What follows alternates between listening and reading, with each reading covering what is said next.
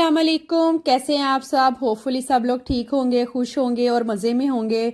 अल्हम्दुलिल्लाह हम सब भी ठीक हैं। और यहाँ पे भी ना मौसम थोड़ा चेंज हो गया है, हल्की हल्की सी ठंडी हवा चलनी स्टार्ट हो गई है। मतलब कह लें कि वॉक करने वाला मौसम स्टार्ट हो गया है। यहाँ पे मैं बना रही हूँ नाश्ता और थोड़ा मैंने ना आज शॉर्टकट मारा था। प्याज और टमाटर को ना एक साथ ही मैंने चॉप कर लिया और साथ ही उसमें मैंने आलू डाल दिए। अभी मैं बाकी के सारे मसाले एक ही बार में डाल दूंगी। ऑयल भी हल्का सा डाल दिया इसमें, ज़ीरा, नमक, मिर्च और हल्दी वगैरह वो ऐड करके ना, तो बस इजी सा ही नाश्ता मैं रेडी कर लूँगी। आज मैं ना आपके साथ लाइफ का एक एक्सपीरियंस भी शेयर करने वाली हूँ। इंसिडेंट ही कह लें, हमारे लिए तो बहुत ही हैरानकुन सी खबर थी ये। मेरे ना हस्बैंड के बाएं बाजू में ना काफ़ी दिनों से पेन हो रही थी। तो मैं उन्हें काफ़ी दफ़ा कहा कि आप ना डॉक्टर को चेक करवाएं, लेकिन उन्होंने ना इस चीज़ को इतनी इम्पोर्टेंस ही नहीं दी और कहा कि नहीं कोई बात नहीं, ठीक हो जाएगा। अच्छा, लेफ़्ट बाजू में दर्द होना, तो पहला माइंड में जो सवाल आता है ना वो यही आता है कि कहीं अल्लाह ना करे हार्ट का मसला ना हो। तो ऐसा ही कुछ मेरे माइंड में भी था, क्योंकि वो ऑलरेडी बीपी के पेशेंट भी हैं, तो बीपी की मेडिसिन भी खाते हैं। लेकिन वो ना पेन जो है वो कम होने की बजाय और ज़्यादा ही होने लगी। एक दिन ऐसा हुआ कि उनके ना सारे बॉडी में ना शिवरिंग होनी स्टार्ट होगी, सारा जिस्म ना ऐसे कांप रहा था उनका। तो हालांकि माशाल्लाह से इतनी एज नहीं है उनकी कि मतलब कि ज़्यादा हेल्थ के मसले मसाइल हों उनके साथ। तो अभी तो 35 उन्होंने क्रॉस किया है, तो बिलो 40 हैं। तो बस फिर ना, एक्चुअली मेरा ना मकसद इस बात को बताने का ये है कि हो सकता है कि किसी के साथ इस तरह का कोई इशू हो तो वो ना उसको सीरियस लें और फ़ौरन से डॉक्टर को चेक करवाएं। मेरा मकसद जस्ट यही है कि किसी ना किसी को इससे फ़ायदा हो जाए इस एक्सपीरियंस के साथ, या कुछ ना गाइडलाइन मिल जाए। तो बस फिर ना जिस जिस दिन ज़्यादा उनके इस तरह से प्रॉब्लम होना स्टार्ट हुआ तो वो डॉक्टर के पास गए, तो उन्होंने उन्हें एडमिट कर लिया और एमआरआई वगैरह की उन्होंने, और ईसीजी वगैरह भी की। काफ़ी ना उन्होंने टेस्ट किए। यहाँ ना बहुत सीरियस लेते हैं, छोटे छोटे से मसले के लिए भी अगर इमरजेंसी में जाए ना तो वो काफ़ी उसको ना अच्छे तरीके से हैंडल करते हैं। तो वो किया ना उन्होंने। तो बाद में फिर एंड रिज़ल्ट क्या निकला कि उन्होंने कहा आपकी ना शुगर बहुत ज़्यादा हाई जा रही है, तो आप ऐसा करें कि उन्होंने उस टाइम पे तो मेडिकेशन वगैरह की, कुछ उन्होंने ना लगा दी, ड्रिप वगैरह लगाई उन्हें। तो खैर 2-3 घंटे के बाद वो घर आए। मैं और रूहानी घर में थे। हम काफ़ी परेशान भी रहे कि गए थे हॉस्पिटल और आए ही नहीं हैं। एंड यू नो कि यहाँ पे तो कोई होता भी नहीं है कि थोड़ा बंदा अपना दुख बांट ले अपना, तो थोड़ा ना परेशानी जो है वो कम हो जाती है। तो बस फिर जब वापस आए हैं तो उन्होंने कहा कि इमरजेंसी वालों ने तो छुट्टी दे दी है, और उन्होंने कहा कि आप ना अपनी मुकम्मल प्रोफाइल बनवाएं या डॉक्टर को चेक करवाएं कि ऐसा क्यों हुआ है आपके साथ। तो जी बाद में फिर डॉक्टर को चेक करवाया, तो प्रोफाइल बनवाई उन्होंने अपनी। तो वो जो एक ख़ास ना टेस्ट होता है, तो उसमें आई थिंक 3 मंथ्स का या 1 मंथ का ना पूरा आ जाता है, डाटा आ जाता है कि शुगर की जो है वो क्या सूरत हाल रही है। तो वो जो लोगों का नॉर्मल इंसान का 4 से 5 होता है ना, हस्बैंड का 10% आया वो।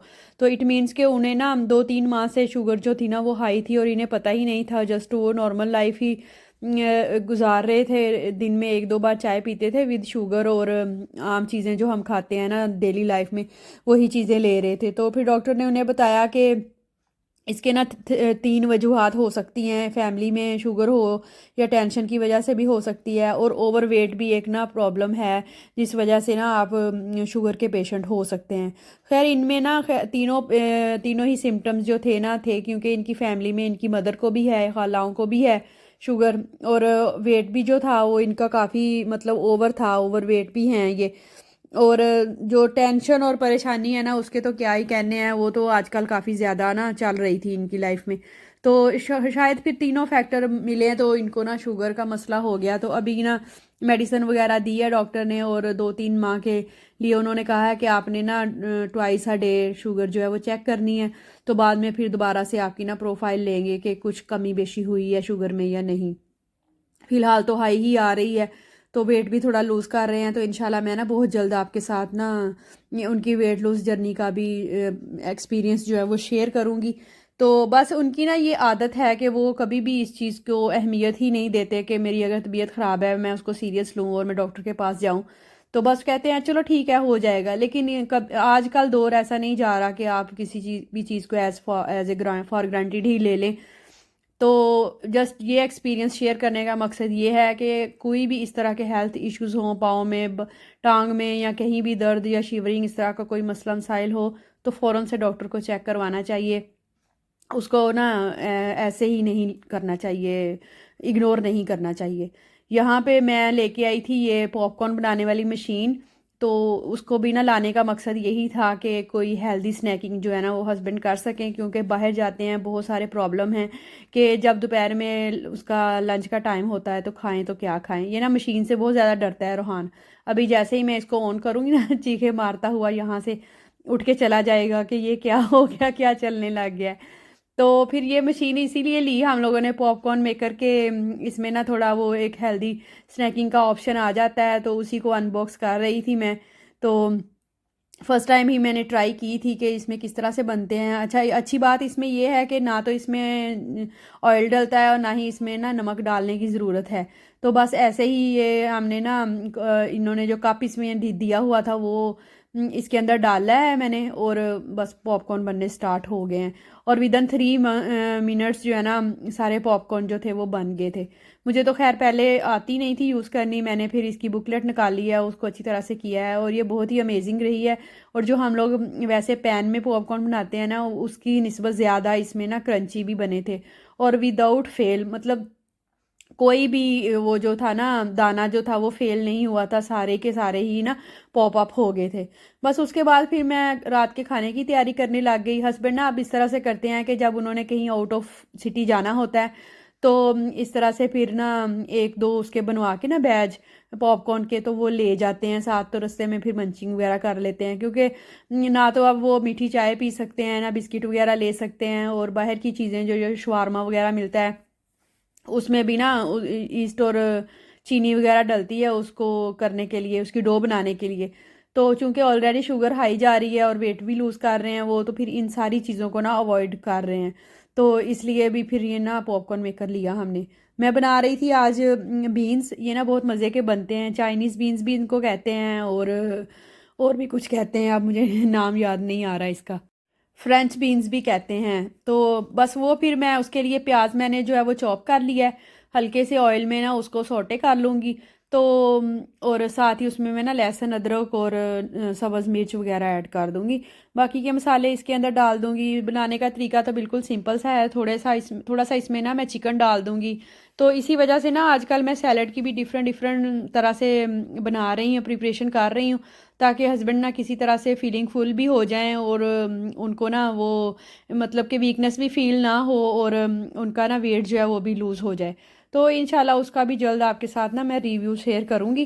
तो अगर अभी तक आप लोगों ने मेरे चैनल को सब्सक्राइब नहीं किया तो काइंडली सब्सक्राइब कर लें, और अगर आपको ये वीडियो गाइडलाइन और ये सारी मोटिवेशनल बातें जो हैं वो पसंद आ रही हैं तो वीडियो को लाइक और कमेंट में इजहार ज़रूर किया करें अपनी प्रेजेंस का।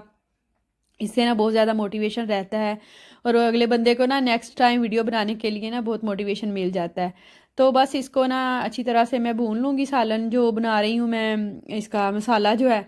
तो बाद में फिर इसके अंदर मैं डाल दूँगी आलू, और साथ ही इसके अंदर मैं चिकन डाल दूँगी।